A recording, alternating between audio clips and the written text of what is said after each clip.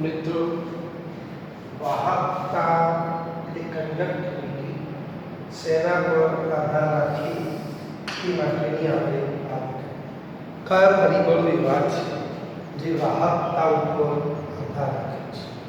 Conductivity ધાતુની વાત ચાલે છે, અહીં લાકડાની કોઈ વાત ચાલતી નથી. તો વાહકતાનો આધાર ત્રણ પરિબળો પર છે. પદાર્થનો સ્વભાવ, એલ્યુમિનિયમ હોય તેની વાહકતા જુદી, લોખંડ હોય તેની વાહકતા જુદી, કોપર હોય એની વાહકતા જુદી. દરેક પદાર્થની ધાતુ પદાર્થની વાહકતા જુદી છે. પદાર્થ કરતાં એમ કંડક્ટિવિટી બદલાય છે. બીજું, તાપમાન બદલાશે એમ કંડક્ટિવિટી બદલાય. જો તાપમાન વધારે છે તો કંડક્ટિવિટી ઘટશે. કેમ? આગળ ઘટતું જેમ તાપમાન વધારીશું એમ ધાતુમાં બંધ તૂટી જવા, મુક્ત ઇલેક્ટ્રોનની સંખ્યામાં વધારો થવા. આથી સંખ્યા વધે, આથી અથડામણ વધે, અથડામણ વધે તો એન્ટ્રોપી વધે. આથી જે વહન કરતા હતા એમાં ડિસ્ટર્બ થઈ જાય, એટલે વાહકતામાં ઘટાડો થયો. ત્રીજી વસ્તુ, દબાણ, વિદ્યુતીય દબાણ. વિદ્યુત દબાણ વધારતો ઘટાડતો પણ વાહકતામાં કંડક્ટિવિટીમાં ફેર પડે. એટલે વાહકતાનો આધાર ત્રણ પરિબળો પર છે. એક પદાર્થનો સ્વભાવ, બીજું તાપમાન અને બીજું દબાણ, વિદ્યુત એની વાત છે. મિત્રો, આ પ્રશ્ન હવેનો જે પ્રશ્ન ખરો તે ફિઝિક્સમાં, કેમેસ્ટ્રીમાં છે. કેમેસ્ટ્રીમાં પહેલા પાઠમાં ઘન અવસ્થામાં પણ આવશે અને ફિઝિક્સની અંદર પણ આ જ વસ્તુ એ આપણે આવવાની છે. વાહકતાની માત્રાને આધારે વાહકોનું વર્ગીકરણ કરે. વાહકતાની માત્રાને આધારે એટલે વધુ ઓછી ત્રણ રીતે વર્ગીકરણ થાય. જો વિદ્યુતનું વધારે માત્રામાં વહન કરે તો એ વાહકો કહેવાય. જેમની વાહકતા ઘણી જ વધુ એને વાહકો કહેવાય, એને સુવાહકો કહેવાય. જેમની વાહકતા વધુ છે, વધુ પ્રમાણમાં ક્વોન્ટિટી પણ કોણ? વિદ્યુતનું વહન કરે. કેમ મિત્રો આવું છે? અને એની અંદર કયો ઉદાહરણ છે? ધાતુ, મિશ્ર ધાતુ, સોડિયમ, કોપર, સિલ્વર, લોખંડ, ઓરમ, આ બધા જ. ઉપરાંત અધાતુમાં કાર્બન બ્લેક અને ગ્રેફાઇટ. મિત્રો, ગ્રેફાઇટ તો આપણે કહ્યું કઈ જગ્યાએ તો ભાઈ ગ્રેફાઇટનો સળિયો કોઈ પણ દ્રાવણ હોય, વિદ્યુત વિભાજન કરતા હતા તો ગ્રેફાઇટનો સળિયો મૂકતા. સૂકા કોષની અંદર પણ જો કે ગ્રેફાઇટનો સળિયો આજુબાજુ MnO2 અને કાર્બનનો પાવડર, એની આજુબાજુ નવસાર અને ઝીંક ક્લોરાઇડની લોટી, આજુબાજુ કાગળનું અવાહક ઊંઠું, નીચે ઝીંકનું તળિયું પ્રથમ આવું હતું. ગ્રેફાઇટ વિદ્યુતનું સારા પ્રમાણમાં વહન કરે છે. આવું છે. કેટલાક કાર્બનિક પોલિમર પદાર્થ, પોલિમર એટલે ઘણા બધા, પોલિથીન, PVC, આ બધા છે. તમને ખ્યાલ હોય તો થર્મોપ્લાસ્ટિક, થર્મોસેનિક, મેલામાઇન, બેકેલાઇટ, આવું બધું 9-10ની અંદર ભણી ગયા છો.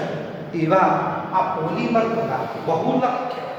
પોલિથીન, રબર છે, બટન છે, ટૂથબ્રશ છે, દોરડું છે નાયલોનનો, આ બધું પોલિમર છે. જેની અંદર પોલિએસિટીન, આયોડિનનો બનાવેલું પોલિએસિટીન, પછી પોલીએનિલિન, પોલીપાયરોલ અને પોલીથાયોડિન, આ બધા એ સુવાહક છે. કેમ સુવાહકો છે? એનું કારણ પણ એ કેવું છે કે ધાતુની અંદર બે આણ્વીય કક્ષકનો સિદ્ધાંત આવતો. આણ્વીય કક્ષકનો સિદ્ધાંત આપને યાદ હોય તો 11 સાયન્સની અંદર આણ્વિક કક્ષકનો સિદ્ધાંત, પરમાણુનું બંધન, આવું ચેપ્ટર ચાલેલું. સંકરણને, સંયોજકતા બંધવાદને, મોલેક્યુલર ઓર્બિટલ થિયરી. મૂલિકન અને હુન્ડ નામના વૈજ્ઞાનિક આવ્યા, જેની અંદર બે કક્ષકો આવતા, સંયોજતા બે પરમાણુની પરમાણુય કક્ષકોના સ્વીકાર્ય તરંગ વિધેયના એક ઘાત સંચયથી બે આણ્વીય કક્ષકો રચાતા, એક બીએમઓ, એક એબીએમઓ. આપને યાદ હોય મૂલિકન અને હુન્ડે આવ્યા, જેની અંદર આપને યાદ હોય તો આ આણ્વીય કક્ષકના સિદ્ધાંત અનુસાર બે કક્ષકો રચાય અને એ એક સંયોજકતા પટ અને એક વાહકતા પટ. નીચેનો સંયોજકતા પટ, ઉપરનો વાહકતા પટ. આ બે પટ્ટા ધાતુની અંદર, આ બંને પટ્ટાઓ છે ખરા એકદમ અડકીને અથવા તો બહુ ડિસ્ટન્સ ઓછું હશે. બે પટ્ટા, બે એનર્જી બેન્ડ, શક્તિ તફાવત વચ્ચેનો જે તફાવત કરે એમની વચ્ચેની ખેપ, એનર્જી ખેપ એ ધાતુની અંદર બિલકુલ ઓછી હોય અને એટલે ધાતુ સરળતાથી વિદ્યુતનું વહન કરે. ધાતુ વિદ્યુતનું સરળતાથી વહન કરે, એટલા માટે એમની વાહકતા વધુ છે, એકદમ અડકી. એટલે ધાતુ વિદ્યુતનું સુવાહક છે. અર્ધવાહકો, જેમની વાહકતા અવાહકો અને વાહકોની વચ્ચે, એટલા બધા સુવાહક અને એટલા બધા અવાહક પણ નહીં, પણ માપનું વિદ્યુતનું વહન કરે એવા કોણ છે? તો સિલિકોન, જેમની વાહકતા આપેલી છે. જર્મેનિયમ આપેલી છે. ડોપિંગ કરેલો સિલિકોન. ડોપિંગ એટલે બીજી કોઈ પદાર્થની અશુદ્ધિ ઉમેરેલી હોય એને ડોપિંગ કહેવાય. પહેલા ચેપ્ટરની અંદર ઘન અવસ્થામાં આના વિશે આપણે ભણીશું. ડોપિંગ કરેલો સિલિકોન એટલે સિલિકોનની અંદર અશુદ્ધિ ઉમેરેલી, અને માટે એમાં મુક્ત ઇલેક્ટ્રોન સિલિકોનમાં નથી, પણ એનો તાપમાન વધારો, એમાં અશુદ્ધિ ઉમેરો, તાપમાન વધારો તો જૂના બંધ તૂટી જાય. બંધ તૂટે તો એમાંથી ઇલેક્ટ્રોન મુક્ત થાય અને વિદ્યુતનું વહન કરે. જે અને એટલા માટે અર્ધવાહકોમાં આવું છે, એના બંને વચ્ચેની ગેપ એ માપની છે. આ જેમ તાપમાન વધારીશું તો નીચેના સંયોજકતા પટના ઇલેક્ટ્રોન ખરા, આયનીય પટના ઇલેક્ટ્રોન સરળતાથી પછી ઉષ્મા મેળવી અને ઉપર જાય. આવું થયું અને માટે વિદ્યુતનું વહન કરશે. સિલિકોન, આર્સેનાઇડ, ગેલિયમ આર્સેનાઇડ, આ બધું પહેલા ચેપ્ટરમાં ભણાવ્યા. પછી કોણ? Cupric oxide, CuO, Cu+2O-. આ બધા ખરા અર્ધવાહકો ખાસ કરીને કે વપરાય તો ઇલેક્ટ્રોનિક્સ ઉદ્યોગની અંદર. સિલિકોન, જર્મેનિયમ એ તમે ટીવી જુઓ, રેડિયો જુઓ, એની અંદર નાની નાની નળાકાર દટ્ટીઓ છે. એ નળાકાર જે દટ્ટીઓ છે એ આ સિલિકોન, જર્મેનિયમની છે. સોલર પેનલો બનાવે છે, એમાં પણ તમે જુઓ કે સિલિકોન, જર્મેનિયમ. કન્ડક્ટિવિટી એટલે વાહકતા, એમની વાહકતા આ અર્ધવાહકોની વાહકતા એ વાહક અને અવાહકની વચ્ચે છે. લાસ્ટ અવાહક, જે વિદ્યુતનું વહન કરતા અથવા કરે બહુ જ ઓછા પ્રમાણમાં વિદ્યુતનું વાહક, જેની અંદર કોણ? તો કાચ.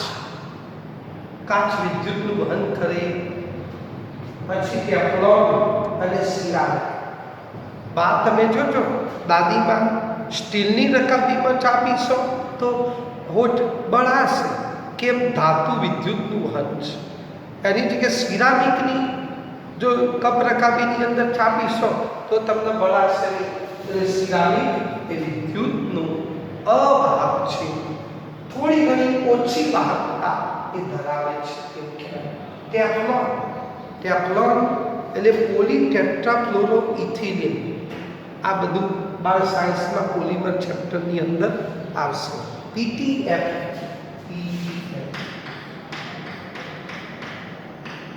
ટેફલોન ટેપ એમાંથી આપણે બનાવીએ છીએ. આ વિદ્યુતનું ખાસ વહન કરતા નથી. તો સુવાહકોમાં વાહકોમાં સંયોજકતા પટ અને વાહકતા પટ વચ્ચેની ગેપ બિલકુલ ઓછી. અર્ધવાહકોમાં એ બંને વચ્ચેની ગેપ થોડી વધુ છે અને અવાહકોમાં એમના વચ્ચેની ગેપ ખૂબ જ વધુ છે. અને ખૂબ જ વધુ હોય તો એ અહીંથી ઇલેક્ટ્રોન ગમે તેટલી તમે ઉષ્મા આપો, તાપમાન આપો તો પણ અહીંથી ઉપર જઈ શકતા નથી. એટલે એમની કન્ડક્ટિવિટી ઘણી ઓછી છે. મિત્રો, આ બધું જો જોવું હોય તો ભાઈ ચેપ્ટર નંબર 1નું 27મા નંબરનું પેજ છે. આ 27મા નંબરના પેજની અંદર એ તમને ભાઈ આ વસ્તુ એની અંદર તમને ખબર પડશે. તો 27મા પેજની અંદર વાહકોનું વર્ગીકરણ અહીં આપેલું છે અને એની અંદર ભાઈ એ બધી વાતો પણ આ 3 આકૃતિ ઉપરથી એ આપણને ખબર પડશે કે કોણ વાહક છે, કોણ અર્ધવાહક છે, કોણ અવાહક છે. એવી માહિતી આના ઉપરથી પેજ નંબર 27નું તમે થોડું વાંચજો અને એમાં આ બધી વસ્તુ એ સરળતાથી મળી રહેશે. ઓકે.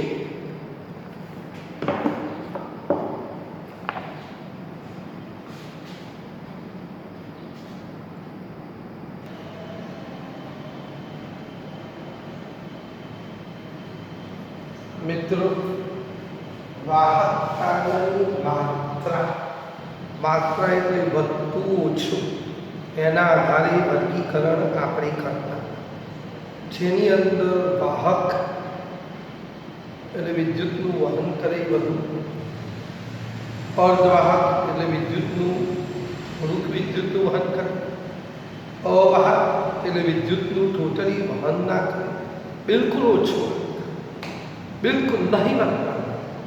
અને એની અંદર ચોથો પ્રકાર અતિ સુવાહક, સુપર કન્ડક્ટિવિટી. સુપર કન્ડક્ટિવિટી ફિઝિક્સમાં પણ આવશે આ જ વસ્તુ. આ સુપર કન્ડક્ટિવિટી એટલે અતિ સુવાહક, અતિ વાહક કોને કહેવાય? જે વિદ્યુતનું વધુ વહન કરે, જેની અંદર વધુ માત્રામાં અનંત વાહકતા, જબરજસ્ત ઇન્ફિનિટિવ કન્ડક્ટિવિટી, જેમની અવરોધકતા ρ શૂન્ય અથવા પ્રતિરોધકતા, અવરોધકતા અથવા વિશિષ્ટ અવરોધ, જેને ρ સંજ્ઞાથી ઓળખે છે. કઈ સંજ્ઞા? ρ. ફિઝિક્સમાં કોઈ સંજ્ઞા આ ρ અવરોધકતા, વિશિષ્ટ અવરોધ અથવા પ્રતિરોધકતા શૂન્ય, અનંત વાહકતા, એને સુપર કન્ડક્ટિવિટી, એને અતિ સુવાહક, અતિ સુવાહક. વાહકની અંદર પણ વધુ વાહક, જેની અંદર હવે આ ગુજકેટ માટે ખાસ પ્રશ્ન, કેટલા તાપમાને પહેલા હતા અને અત્યારે હાલ કેટલા તાપમાને એ વાહક વધુ ધરાવે છે? આ ગુજકેટની અંદર એક મિત્રો પ્રશ્ન પૂછાય.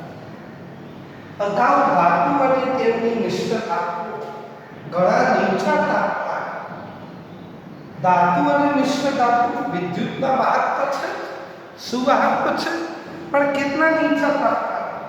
0 થી 15 કેલ્વિન તાપમાને અતિ વાહક તરીકે ગણાતા. 0 કેલ્વિન તાપમાન એટલે -273 કેલ્વિન તાપમાન, -273 સેલ્સિયસ તાપમાન, નિરપેક્ષ શૂન્ય તાપમાન. આવું 11 સાયન્સની અંદર એ ચાર્લ્સની નિયમની અંદર સાહેબે જો વાત કરી, બોયલ ચાર્લ્સ ગેલ્યુશિક આપતા હતા, એમાં નિરપેક્ષ શૂન્ય તાપમાન એટલે 0 કેલ્વિન તાપમાન, -273 સેલ્સિયસ. આટલું નીચું તાપમાન એ કાલ્પનિક છે. એટલું તાપમાન શક્ય બનાવવું બહુ મુસીબત ભર્યું છે. પણ એ વખતે પ્રાચીન કાળની અંદર પહેલાં આવું જણાતું હતું કે આવું આટલા તાપમાને ધાતુ મિશ્ર ધાતુ એ આટલા નીચા તાપમાને શું અત્યારે હાલ અસંખ્ય સિરામિક પદાર્થ રમકડા હોય આ બધાની અંદર સિરામિક પદાર્થો સિરામિક એટલે કાચની વસ્તુ જે છે અને એમના ઓક્સાઇડ છે એ 150 કેલ્વિન જેટલા ઊંચા તાપમાને અતિ વાહક કરાવે છે. પહેલા 0 કેલ્વિન તાપમાને અતિ સુવાહક ગણાતા હતા પણ હવે કેટલા 150 કેલ્વિન જેટલા ઊંચા તાપમાને પણ એ અતિ સુવાહક ગણાય. જેમની અવરોધકતા વિશિષ્ટ પ્રતિરોધકતા 0 હોય એમને સુપર કંડક્ટિવિટી એમને અતિ સુવાહક કહેવાય. એવું મિત્રો યાદ રાખવાનું આ બે નાનકડા પોઈન્ટ્સ કે પહેલાં કેટલા તાપમાને ભાઈ વાહક ગણાતું તો 0 થી 15 કેલ્વિન જેની અંદર કોણ હતું તો ધાતુ મિશ્ર ધાતુ. અત્યારે હાલ કોણ છે તો સિરામિક છે બરોબર મિશ્ર ઓક્સાઇડ છે. કેટલા તાપમાને સુવાહક ગણાય છે તો 150 કેલ્વિન તાપમાન. આ એક ગુજકેટ માટે OMR માટે એક અગત્યનો પ્રશ્ન થયો. ઓકે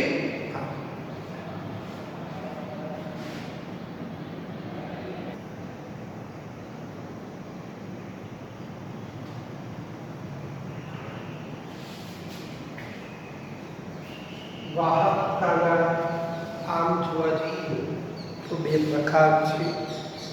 ધાતુમાં વિદ્યુતનું વહન થાય. ધાતુમાં વિદ્યુતનું વહન એટલે ધાત્વિક વાહકતા. આગળ આપણે ભણી ગયેલા કઈ ધાત્વિક વાહકતા. એને ધાત્વિક વાહકતા ધાતુમાં વિદ્યુતનું વહન ઇલેક્ટ્રોનિક વાહકતા. આથી એને ઇલેક્ટ્રોનિક વાહકતા અથવા ધાત્વિક વાહકતા કહેવાય. બીજી એક વાહકતા આયનીય વાહકતા વિશે આપણે વાત કરીએ. વિદ્યુત વિભાજ્ય પદાર્થ. વિદ્યુત વિભાજ્ય છે વિદ્યુતનું વહન. આવા વિદ્યુત વિભાજ્ય પદાર્થને પાણીની અંદર ડિઝોલ્વ કરો.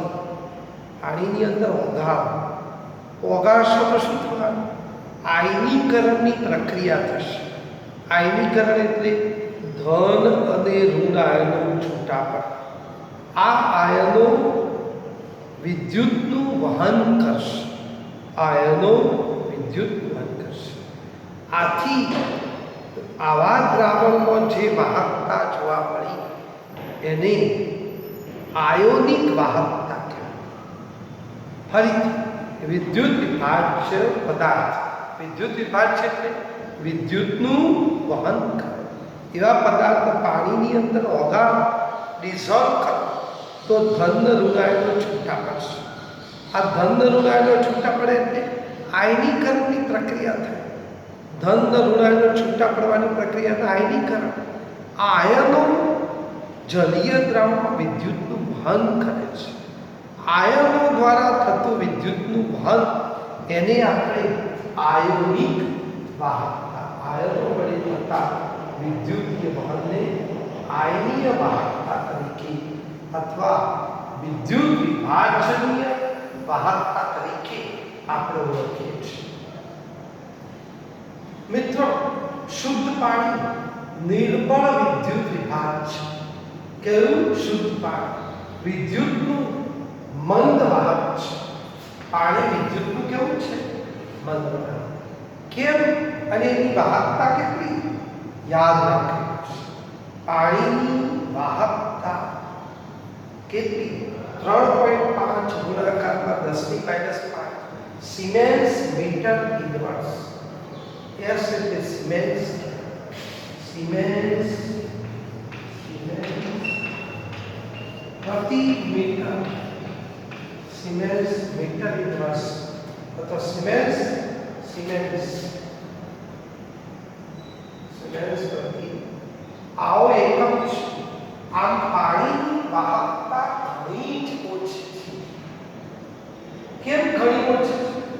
કારણ પાણીનું શુદ્ધ પાણી એ શુદ્ધ પાણીનું આયનીકરણ થાય તો આયનોની સંખ્યા H+ અને OH- આ બંનેની સાંદ્રતા H+ અને OH- નું પ્રમાણ અતિ અલ્પ પ્રમાણ છે. અતિ અલ્પ પ્રમાણ કેટલું?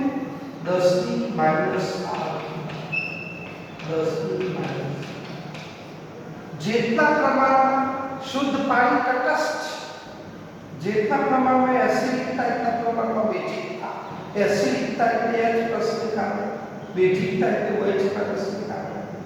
જેટલા પ્રમાણમાં H+ ની સાંદ્રતા એટલા પ્રમાણમાં OH- ની સાંદ્રતા. આથી આ આયનોની સંખ્યા ઘણી જ ઓછી, 10 ની -7 જેટલી ઘણી ઓછી છે. આયનોનું પ્રમાણ આટલું ઘણું ઓછું છે. દ્રાવણમાં આયનોનું પ્રમાણ ઓછું આવે.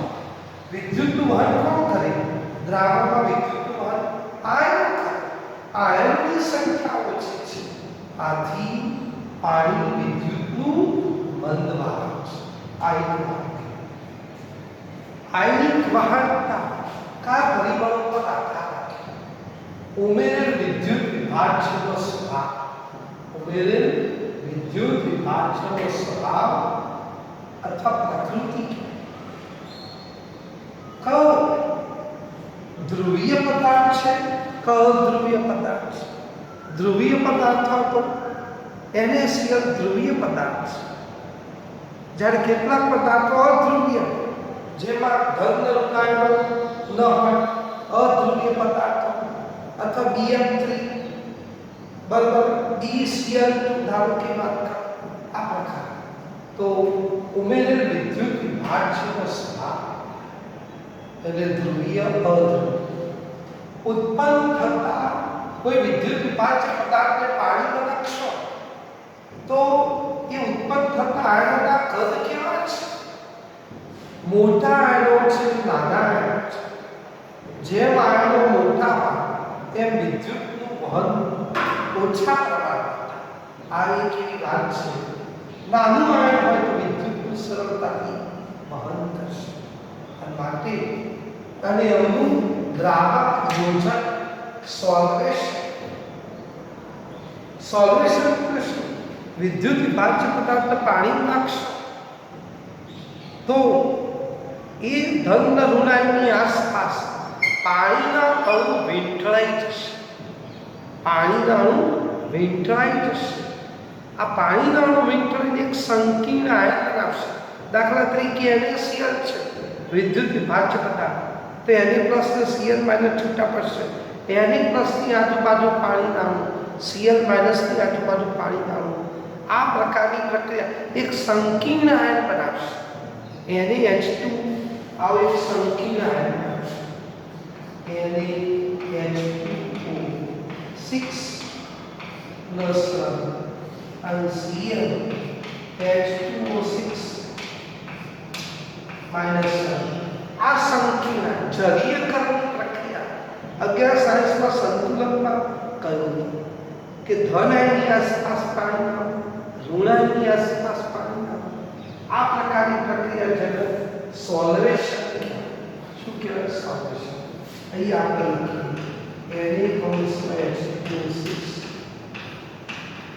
Na અને Cl- ClH2O6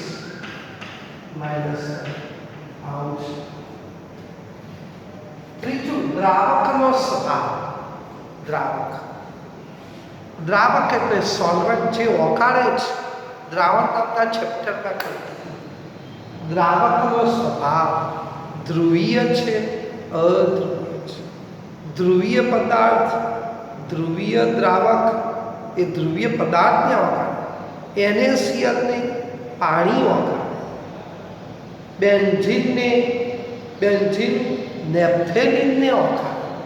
નેપ્થેલિનને બેન્ઝીન ઓગાળે. એટલે ધ્રુવીય ધ્રુવીય, અધ્રુવીય અધ્રુવીય. પણ ધ્રુવીય પદાર્થ એ બેન્ઝીનમાં ઓગળતો હતો નથી. આ માટે દ્રાવકનો સ્વભાવ ધ્રુવીય અધ્રુવીય આવી એક વાત. તેમની સ્નિગ્ધતા એટલે વિસ્કોસિટી, શાંતતા. જેમ ચિકાસ વધુ હોય એમ વાહકતા ઓછી. એટલે વહન, વિદ્યુતનું વહન એટલે વિસ્કોસિટી એ સ્નિગ્ધતા.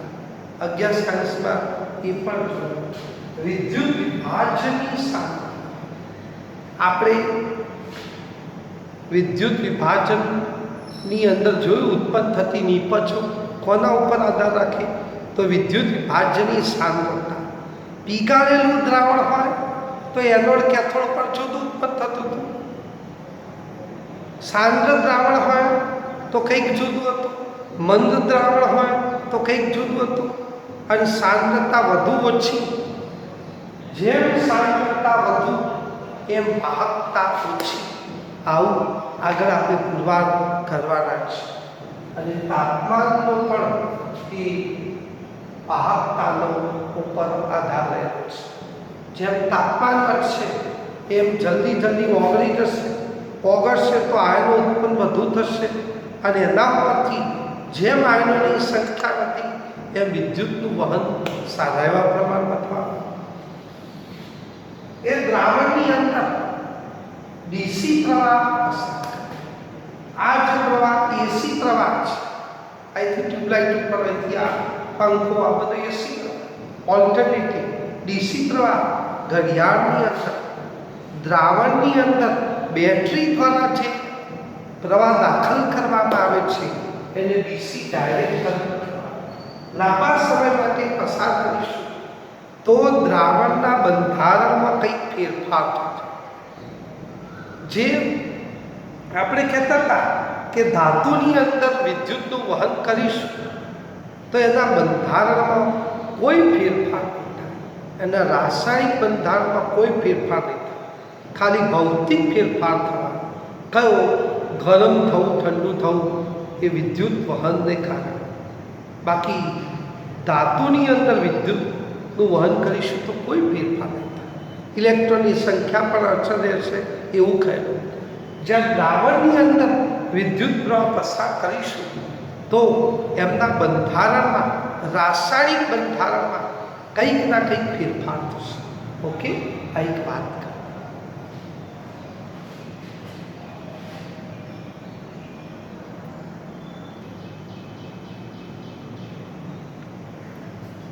મિત્રો, આયનીય વાહકતા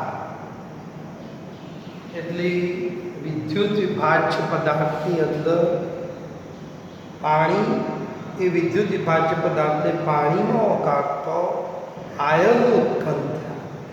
એ આયનોના કારણે જલીય દ્રાવણમાં જે વિદ્યુતનું વહન થાય એને આપણે આયનીય વાહકતા કહીશું. આયનોના કારણે જેમ આયનોનું પ્રમાણ, આયનોના કારણે અવરોધ થાય. આયનો વધુ હોય તો શું થાય, આયનો ઓછા હોય તો શું થાય, એ માટેની વાતો છે.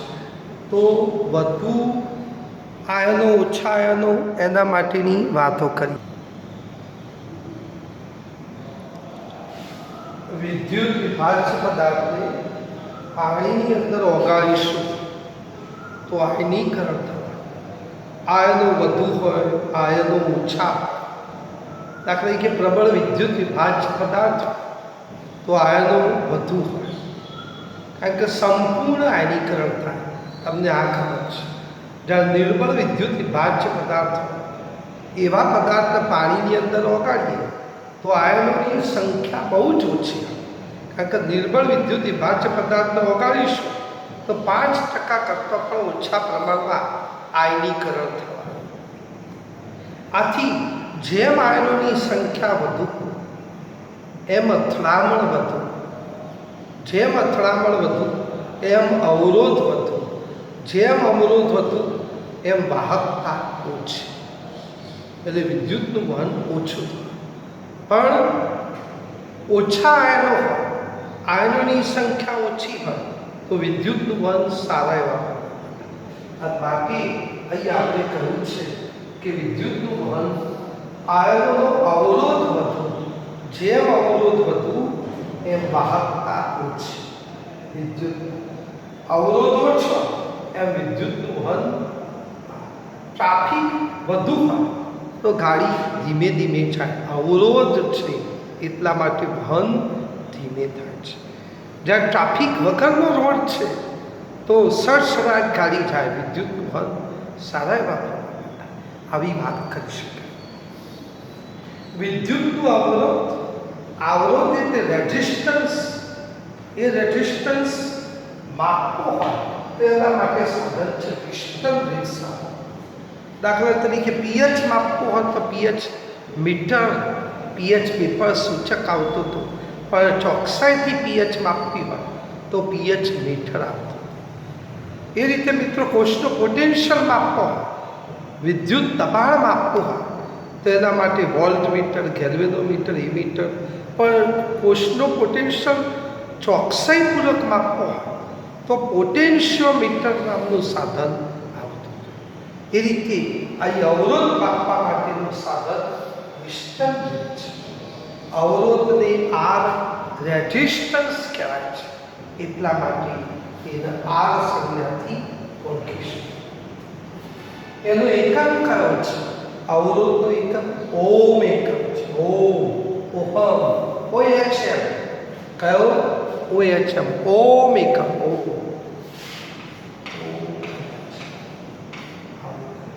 કોનો અવરોધ? અવરોધ કોના સમપ્રમાણ? લંબાઈના સમપ્રમાણ અને આંતરિકના ક્ષેત્રફળના વ્યસ્ત. ક્ષેત્રફળ એટલે એરિયા માટે. જેમ ક્ષેત્રફળ વધુ એમ અવરોધ ઓછો. એકબીજા વ્યસ્ત. અવરોધ લંબાઈના સમપ્રમાણ માટે બંનેને એક સાથે લીધું. આર પ્રપોર્શનલ L/E આવું કર્યું. પણ મિત્રો દ્રાવણની અંદર અવરોધ માપવું હોય તો બે સમસ્યાઓ છે. કારણ કે ડીસી પ્રવાહ પસાર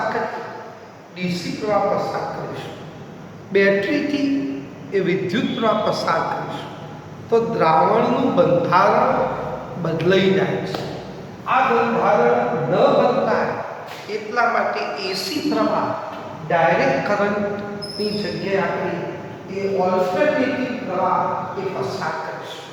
અને ઓલ્ટરનેટિવ પ્રવાહ પસાર કરીશું તો અવરોધ માપવાની અંદર જે સમસ્યા પડતી હતી એ સમસ્યાનું નિરાકરણ આપણે લાવી શકીએ.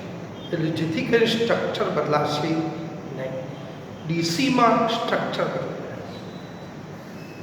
બીજું કે ખાસ ડિઝાઇન કરેલું વિસ્તર બ્રિજ દ્રાવણ વિસ્તર બ્રિજ સાથે ધાત્રીયતાથી જોડાતું નથી. એટલા માટે ખાસ એક પાત્ર આપણે તૈયાર કરવું છે, જેની અંદરની વાત કરું છું કે પ્લેટિનાઇઝ્ડ પ્લેટિનમ. પ્લેટિનાઇઝ્ડ પ્લેટિનમ એટલે પ્લેટિનમ બ્લેકનો ઢોળ ચડાવેલી પ્લેટિનમની ભઠ્ઠી. જેમ વધુ ઢોળ ચડાવીશું એમ એની રેડોક્સ અને સંપર્ક સપાટીનું ક્ષેત્ર એરિયા મોટો થવાનો.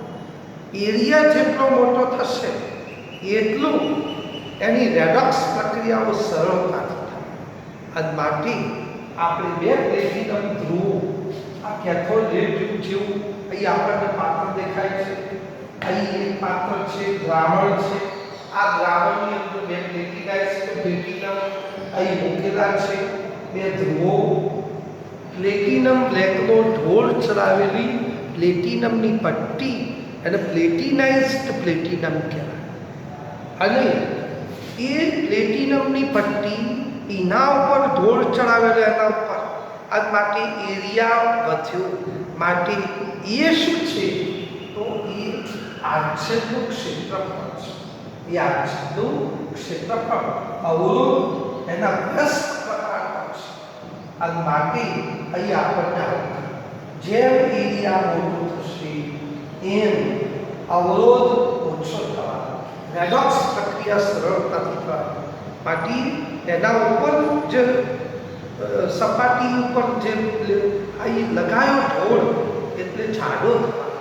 આ જાડો એટલે એ એટલે એરિયા ક્ષેત્રફળ.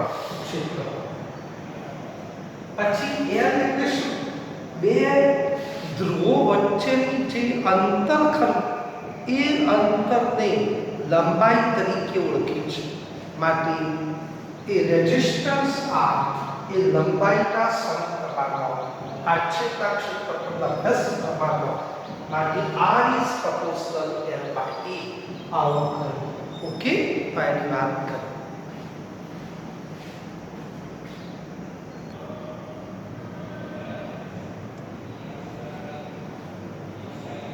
મિત્રો આ રીતે અવરોધ છે, એ રીતે લંબાઈ છે, એ એટલે આડછેદનું ક્ષેત્રફળ છે, એ એટલે પ્લેટિનમ જે ખરા એ પ્લેટિનમના સળિયા ઉપર જે ઢોળ છે એટલે એરિયા વધે એ ક્ષેત્રફળ એ કહેવાય. બે પ્લેટિનમના તાર વિદ્યુત વિભાજ્ય પદાર્થના દ્રાવણમાં ડુબાડેલા છે. એમના વચ્ચેનું જે ડિસ્ટન્સ છે એ ડિસ્ટન્સ અંતરને આપણે એલ લંબાઈ કહીશું. તો લંબાઈના સમપ્રમાણમાં આડછેદના ક્ષેત્રફળના 10 પ્રમાણમાં ચલે છે. માટે બરાબર કરીને આપણે અચળાંક લખ્યો. અચળાંક મિત્રો જુદા જુદા અલગ અલગ. પ્લાન્ક અચળાંક, મેક્સલો પ્લાન્ક અચળાંક, રીડબર્ગ અચળાંક આવતો, પછી સંતુલન અચળાંકો કેસી કેપી કેએક્સ આવતા, આવા બધા અચળાંકો આવતા હતા. પછી બોયલ ચાર્લ્સ કેલ્યુસે કે એની અંદર કે અચળાંક આવતો. એમ અહીં પણ એક અચળાંક રો એટલે સમપ્રમાણમાં. આ રોને સૂત્રનો કરતા બનાવે તો R into A by L. R એ અવરોધ છે, રેઝિસ્ટન્સ, એને ઓમ કહેવાય. એ એટલે ક્ષેત્રફળ એરિયા, લંબાઈ ઇન્ટુ પહોળાઈ. માટે મીટરનો સ્કેલ. લંબાઈ મીટરમાં છે એ કેમ જતો માટે રો અવરોધકતા, વિશિષ્ટ અવરોધ અથવા પ્રતિરોધકતાનો એકમ. રોનો એકમ, રો એટલે અવરોધકતા, વિશિષ્ટ અવરોધ, પ્રતિરોધકતાનો એકમ ઓમ ઇન્ટુ મીટર. એસઆઈ એકમ મિત્રો સિસ્ટમ ઓફ ઇન્ટરનેશનલ મૂળભૂત એકમ આવતા હતા. એ અવરોધકતાનો એસઆઈ એકમ ઓમ ઇન્ટુ મીટર. પણ મોટા ભાગે અત્યારે આપણે જોઈએ તો ઓમ ઇન્ટુ સેન્ટીમીટર પર લેવાય. પેલા જેવું છે 1 મીટર એટલે 100 સેન્ટીમીટર. એમ 1 ઓમ મીટર એટલે 100 ઓમ સેન્ટીમીટર આવું છે. એના ઉપરથી 100 આપણે નીચે લઈ ગયા તો 1/100 એટલે 0.01 ઓમ મીટર. માટે 1 ઓમ સેન્ટીમીટર બરાબર 0.01 ઓમ મીટર. આવો એક સંબંધ આવી શકાય. એસઆઈ એકમ અવરોધકતા, પ્રતિઅવરોધકતા, વિશિષ્ટ અવરોધ, રોનો એકમ એ ઓમ મીટર. પણ મોટા ભાગે અંતર આવું બનાવે છે. ઓકે, તેની વાત કરીએ.